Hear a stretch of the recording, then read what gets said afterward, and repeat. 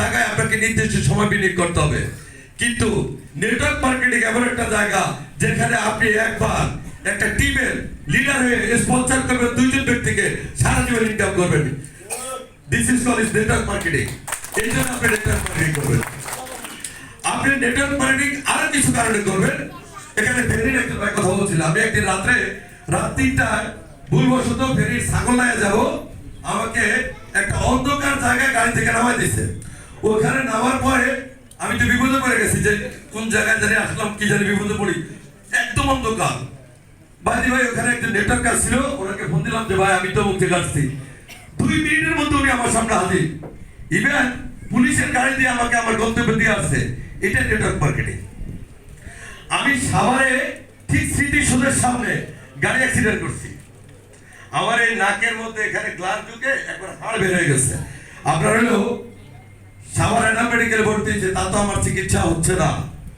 আমার যিনি টিভিএস কোম্পানির যিনি অ্যাপ্লাই ছিল ডায়মন্ড এক্সিকিউটিভ, ওনাকে ফোন দিলাম, বস আমার এই অবস্থা, আমার চিকিৎসা হচ্ছে না।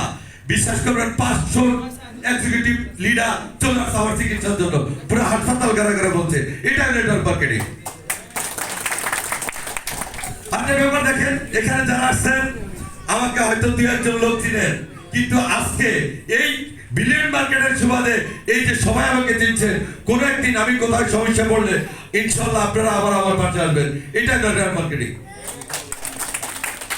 ইভেন নেটওয়ার্ক মার্কেটিং কি জিনিস, সুযোগ সহকারে কাজ করেন।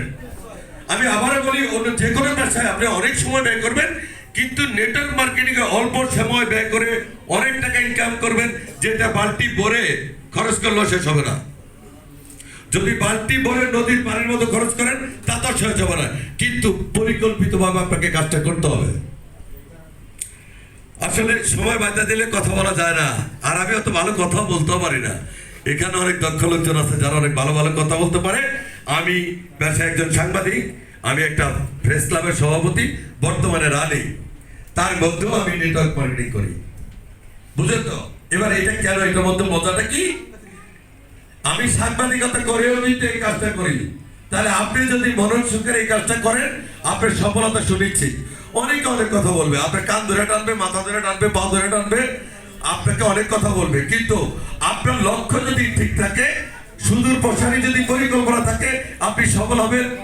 এবং সকলের সফলতা এবং সুস্বাস্থ্য কামনা করে আমি বিদায় নিচ্ছি। আল্লাহ হাফেজ।